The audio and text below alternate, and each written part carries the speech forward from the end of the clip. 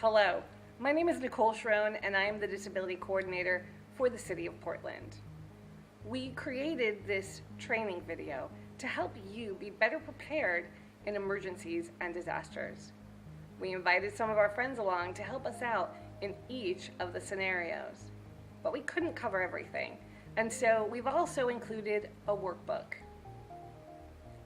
I'll come back after each of the clips and we'll review the lessons that we learned in each of the scenarios.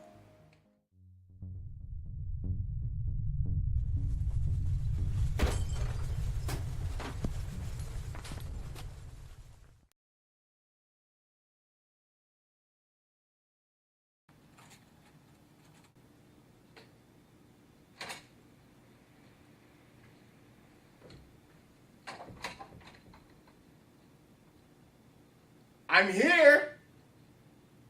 Can I help you? Oh, yes. Let's see. I'm here to cause mayhem, chaos, and absolute panic.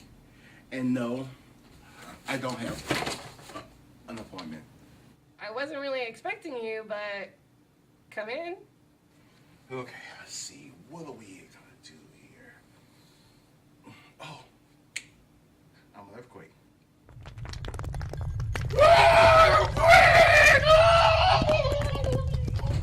Oh, it's too much here. Whoa.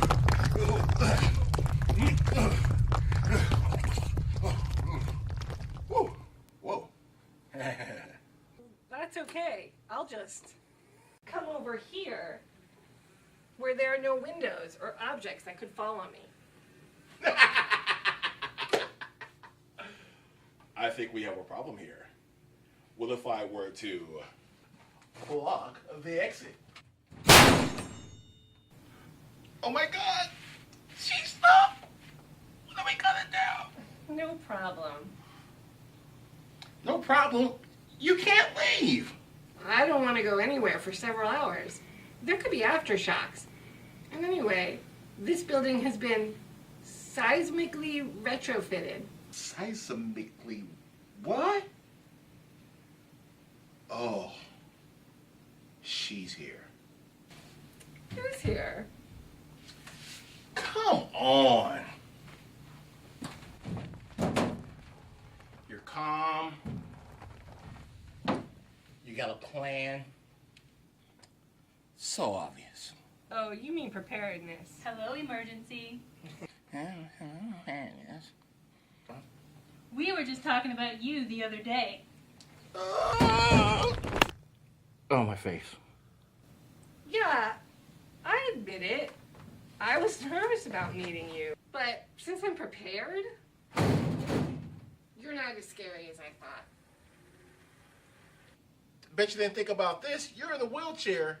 How are you gonna get out of here? Sure, I may be alone now, but I have people in my emergency support group who can help me. Emergency support what? Emergency support group. It's a group of people that Nicole's identified ahead of time to help out in case you show up. Yeah, I actually have a contact list here in my emergency kit with everyone's name and number. And I've actually already made a plan with one of my coworkers that knows I'm here in case... An emergency. What if your coworker can't get here? I've got this. Damn, girl, what are you doing? What she's doing is blowing her whistle in a repetitive pattern. First responders know to listen for that. All right, you got a whistle. But there's no electricity. And you have a power chair. Batteries are not going to last forever. I have this handy device that lets me charge my wheelchair batteries, plugging it into my car lighter. Oh, cool. Can you charge your phone with it? Uh-huh. How about a laptop? Sure. A microwave? No. No microwave? Well, then how you going to eat?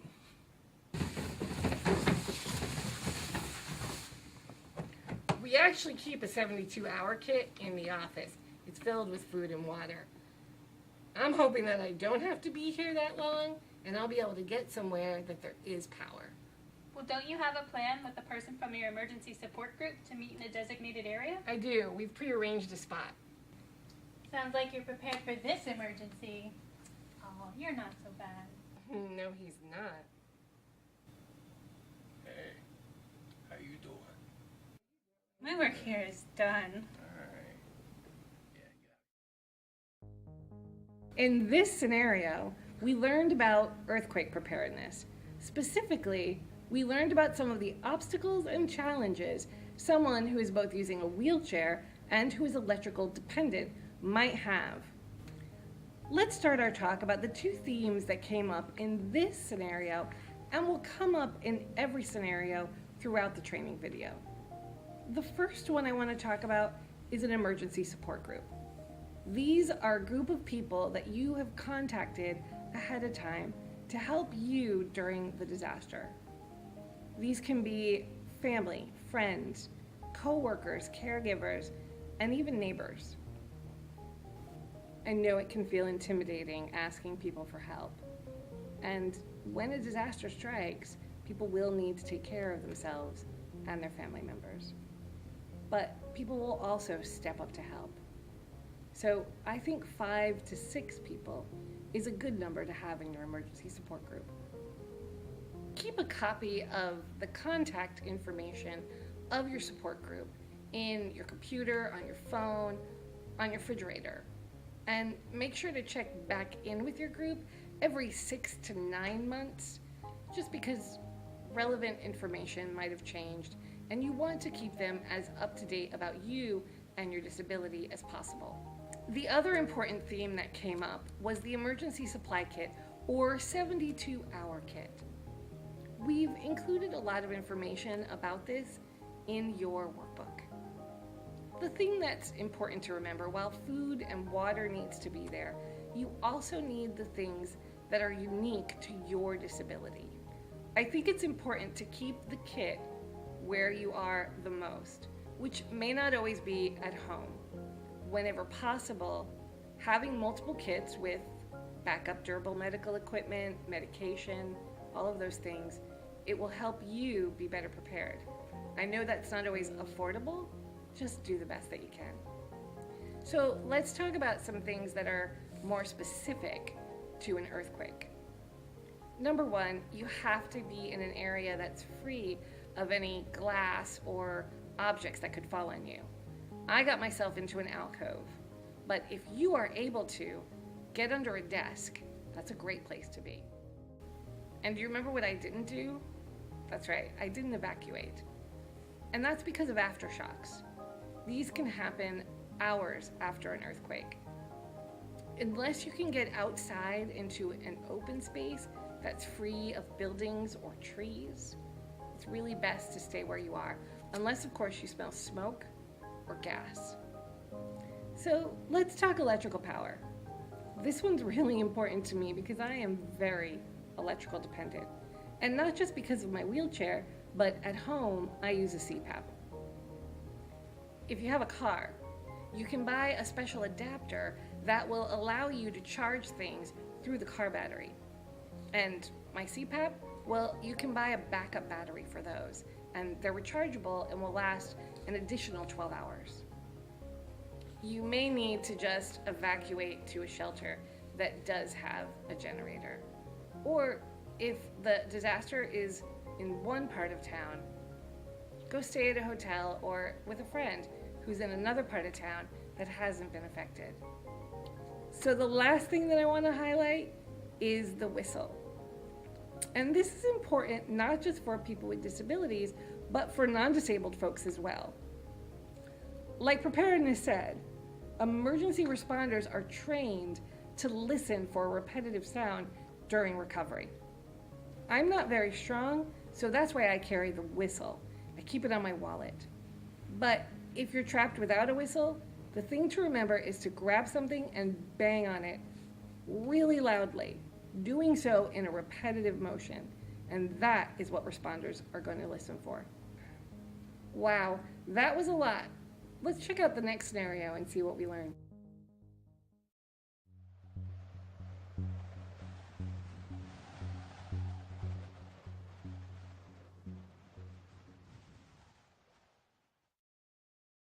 I've lived in the Northwest all my life, and I'm used to all kinds of weather.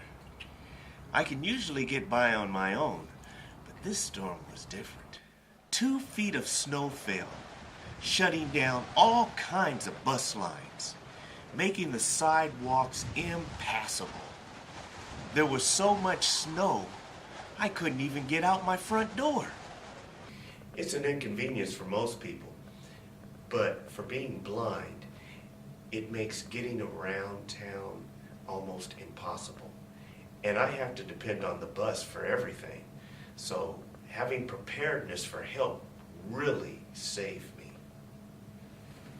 Hi. I really didn't do that much. She told me all about emergency and how to prepare for it. I thought I had this one in the bag. It was a snowstorm. There was no buses. No electricity. Seriously, how did you do it? Well, for one, I put together a 72-hour emergency supply kit. It looks like you have all your supplies. Now we just need to put them in the tub. We can put some of your personal items like your soap, your toothbrush, and your eating utensils in the bottom. So you're packing what I need mostly at the top, right? Exactly. So next we put in a blanket and then a change of clothing. Followed by water, Mm-hmm. food, okay, and my medical kit so I can reach it quickly. Oh, and because I'm blind, I had to include an extra cane. And for people with limited vision, it's a good idea to have large print or braille labels on everything. Oh, I almost forgot. I keep an extra radio with batteries so I can get up-to-date information. Oh, and tell them about your medications. I keep a 7-day supply kit of my medication with the prescriptions so I can get them easily refilled. Well, I couldn't get you because you were prepared. But what about your little dog, too? I couldn't forget about my good buddy. I made an emergency kit for him and put it with my kit. Let's see, old buddy. We have 2 weeks supply of water with your dish. We have a week's supply of your food. Can't forget your bags for your waste now. We got your favorite toy. We got the medical bag now with your medicine from the doctor. Yes. And we got your blanket, your favorite leash. Oh, and I almost forgot. Here's a picture of you with my contact information on it and your vet's name on the back. So it looks like you're all set. And once we had that done, we talked about Bill's support group. And I needed at least 3 people that I could depend on in times of emergency. Family, friend, neighbor, who were aware of my needs as a blind person in times of an emergency. I got these people together and we discussed what we would do in an emergency. So how would I get in touch with you if the phones were out and the power went off? Well, if that happened, I'd come directly to your house and I'd check on you. That's what I was thinking. Well, here's a set of spare keys I have, and I'd like to take you and show you where my emergency kit is. I chose people that I could trust, that were strong enough physically, that could communicate clearly, and could guide me safely. Then I check with them every couple of months to see if they can still help me. And he also signed up for the Additional Needs Registry. A&R is a program put together by the city and county to identify and assist people who may need extra help during an emergency. It doesn't guarantee first responders will come and evacuate you, but it lets planners and responders know where you are and others are and can connect you with volunteers in your neighborhood who may be able to help you evacuate. It's also a way to make sure you get important disability-related information like where there are ADA accessible shelters. In Portland, I signed up through publicalerts.org and followed the prompts for people with disabilities. In other cities, check with your local county or city emergency offices. And that's how I got through Arctic Blast in 2008. What a world. What a...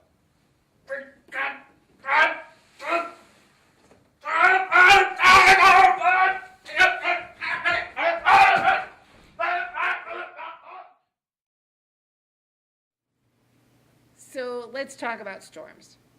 Since Nicholas is blind, he had some different challenges than I did. So we both needed emergency support groups. And Nicholas was really good about meeting with his beforehand, and he even gave them a set of extra keys so that they could come and help him out.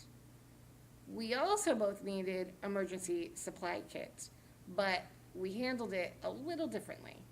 So there were two major things that Nicholas needed that I didn't. One were braille labels, so that he could read what each of the items were. And the other was that the items were put into the kit in a specific order to help him find them when he would go back to use the kit later. Labels or pictograms would also be good. This would work for people with low vision and also people with cognitive or developmental disabilities. So Nicholas also needed a kit for his dog. If you have a service animal or therapy animal that's going to be with you through an emergency situation, you're also going to need a kit for them. The other thing that Nicholas did was he signed up on the Additional Needs Registry. And I can tell you a lot about this program because I run it. The Additional Needs Registry works in two ways, both for large-scale disasters and for those little emergencies at home. For the larger scale disasters, the registry works to allow planners to get a good idea of where folks are in the community and what their needs are going to be.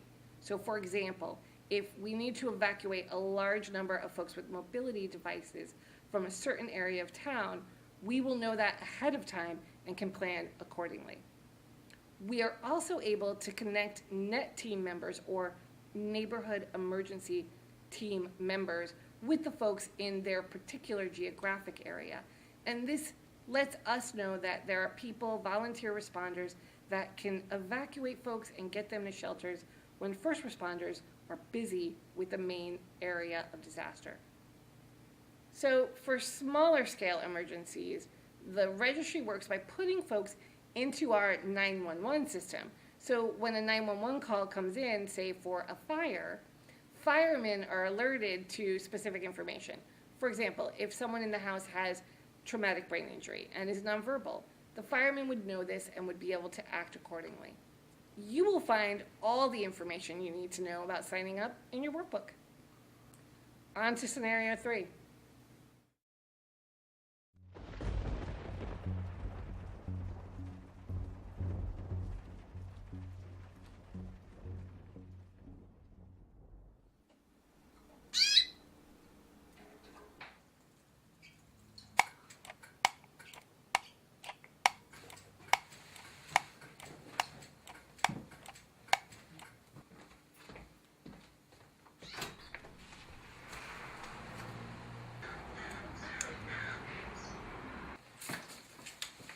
Yes, I am expecting a flood. It looks like I beat him. Who? Oh, you'll know when he gets here. I know it's not raining, but an emergency can happen at any time. I'm here to help you get prepared.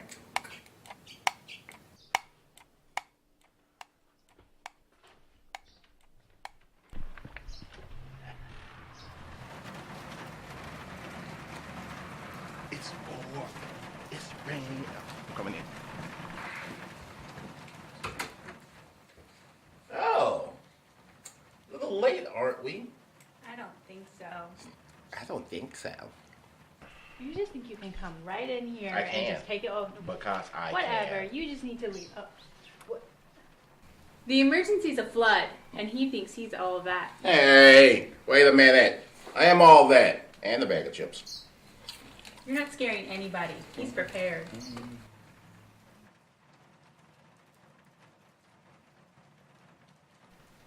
What is he doing?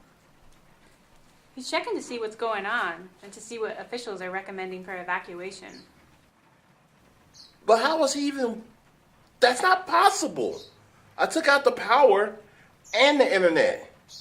He's watching TV. Sam's looking at his battery-operated TV. He's deaf, and he can't hear a radio like other individuals. He's tuning into emergency broadcasting, and he's looking for the ASL interpreter or reading the captioning at the bottom. Where's he going? I don't know. What'd you do? What did I do? Yeah, what did you do? I didn't do anything. You did something. Oh no, you're the one supposed to be doing Well, everything. He Mr. just left. Preparedness. Oh, God. This, No, and the yeah. other, You right? just always come in here, and you made him leave. There you go.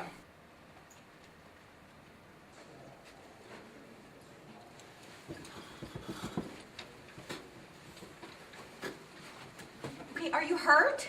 Are you okay? I can't understand you. So she doesn't know you're deaf.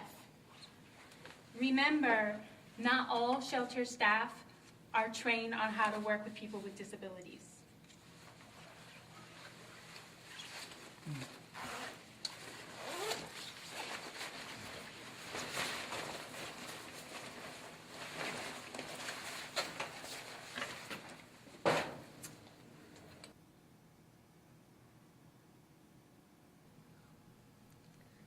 Hi, Sam. Hello, I am Jane. But who are these two?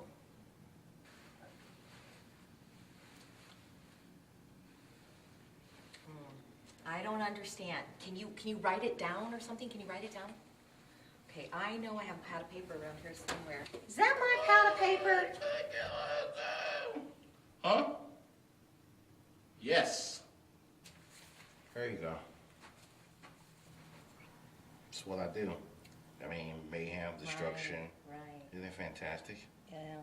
How is this going to help us in a real emergency? It's not my problem. Not my problem. Sure. Hey, Sam. Oh, okay, emergency and preparedness, I see. Okay, you know what? Okay, I'm gonna see if I can get you an interpreter, okay? I'm gonna get an interpreter for ASL, okay? You're welcome.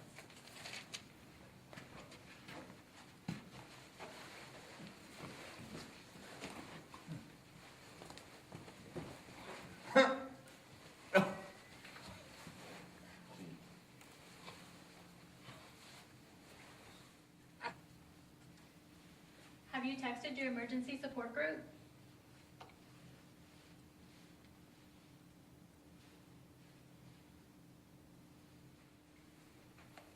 Hey, Sam, listen, we can't get you an interpreter for several hours. So what I'm gonna do is set you up on a cot, okay? Here.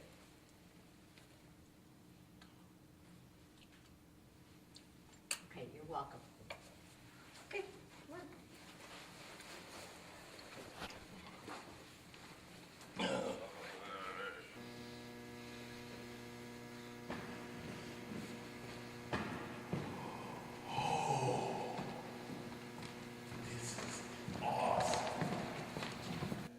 Okay, can I have everyone's attention? Just want to let you know that the mayor has declared a state of emergency. We will be expecting many more guests here at the shelter very soon, so please be prepared. Okay, now, I just announced that. How is Sam going to know about announcements if we're doing everything over the intercom?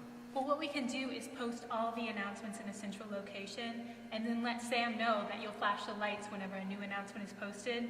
This is good for people who are deaf and hard of hearing and then also people who do not speak English. Okay, excellent. Post a sign, flash the lights. That'll keep everyone informed.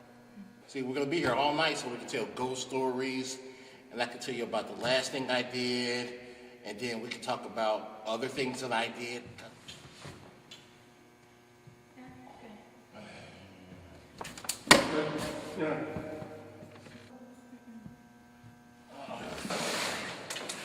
Fine. You know me up.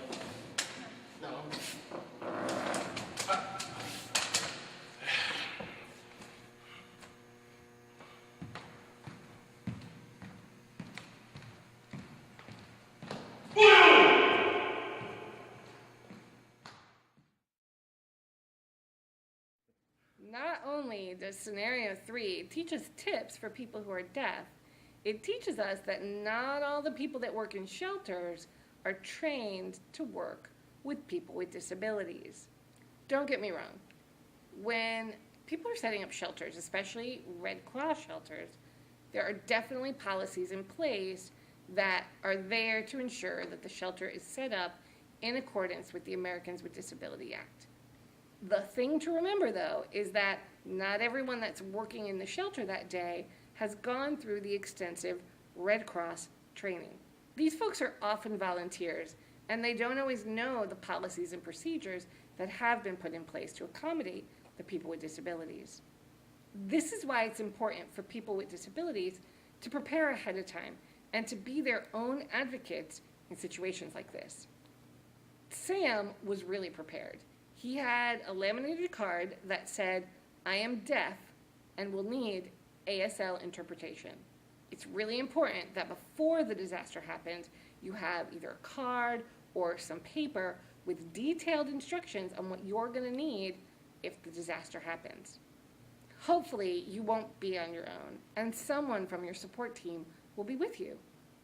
Sam did a great job with that. Let's talk about a couple other things that Sam did really well. Sam knew that he was power dependent in order to get information. Sam also had a support team, and while he couldn't contact them because the phone lines were down, he still made an effort to do so.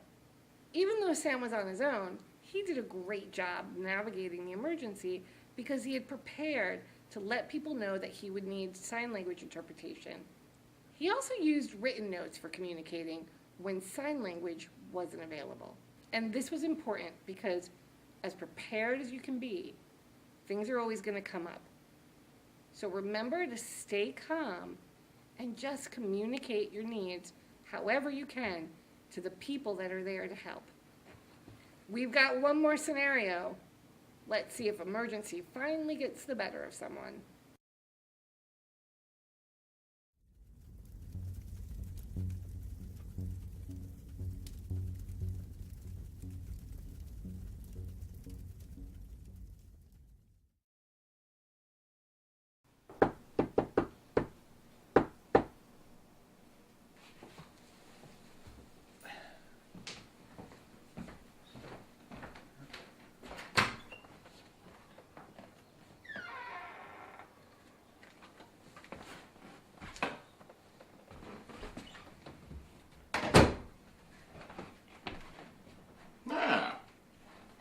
Looks like I'm the first one here.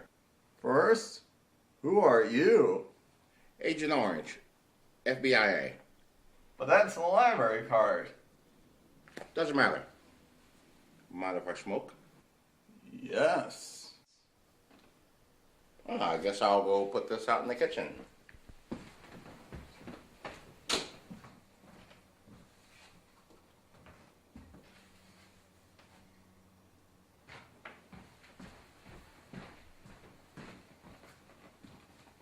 I thought you were going to put that out.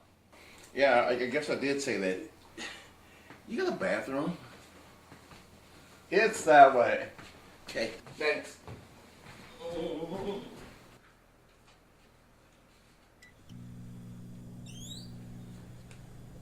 So much stuff. This is great. This is gonna be so awesome. This is gonna be awesome.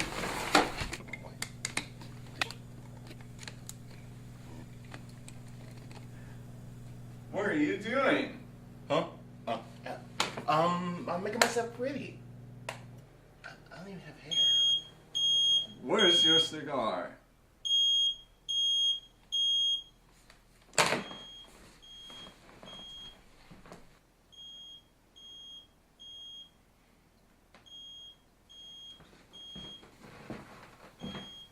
Oh man, you should really get some water. Oh, okay. Oh, we're going down, huh? Water's not good to put out fires. And you have to feel the door. The fire could be in there. What were you doing in there? Oh, you know, the basics. Putting tinfoil in the microwave, stuff like that. It's warm.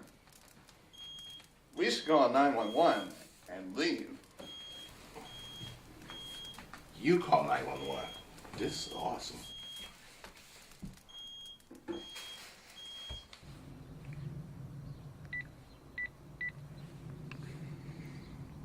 Hey, let's use this.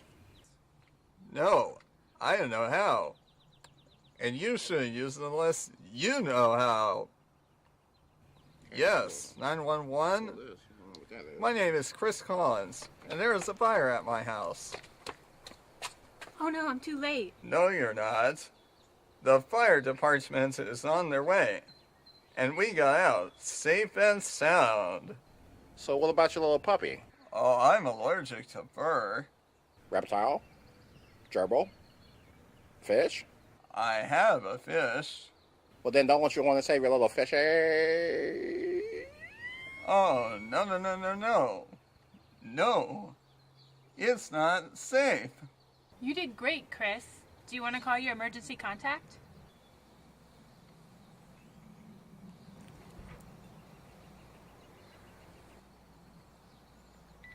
Hey, what's this? Oh, you mean this? It's my emergency bracelet. It's where I keep the name and contact info of my emergency support person, which is my mom.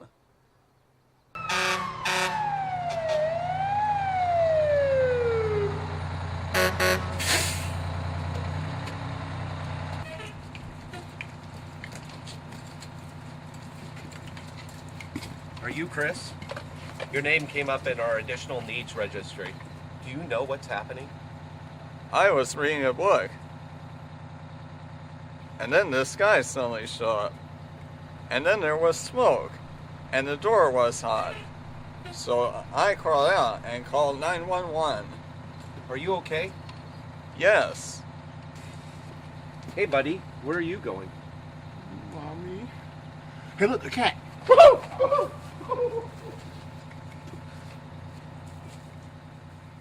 Let's go for a ride. Woo-hoo! While a fire isn't a disaster like an earthquake or a flood, it could happen to any of us any day, and it's one that everyone should be prepared for. Let's review some of the important things that we learned from Chris in this scenario. First and foremost, if you are in a situation where you both smell smoke and hear a fire alarm or a smoke detector is going off, you need to leave immediately and call 911. When you're evacuating, make sure to get as low to the ground as possible, feeling doors along the way and not opening any door that feels hot. If you can't get low to the ground, make sure to cover your mouth with something to prevent smoke inhalation. Don't try to put out the fire. Depending on what kind of fire it is, things like water could actually make it spread. And while fire extinguishers can be really helpful in putting out small fires, if you haven't been trained to use it, don't. Once you're outside, wait for the fire department to arrive. When they do, let them know if there's anyone else inside, if there's any pets inside, and where their location might be. Never go in after your pets. Fire spreads fast, and it is important that you stay safe. Chris had signed up on the additional needs registry, and because of that, the fireman knew with his disability, he may have some trouble understanding some of what's going on. Chris also had an emergency alert bracelet with important information about who to contact and what his disability was. It's important to have an emergency alert bracelet, especially if you have a disability that has communication issues or allergies that are life-threatening, say if you're unconscious. We hope that you've learned something. Remember, there's a lot of information out there, and this was just really a jumping off point. I want you to visit my website and feel free to call my office if you have any questions about the additional needs registry or anything that we talked about in the video. Please listen carefully.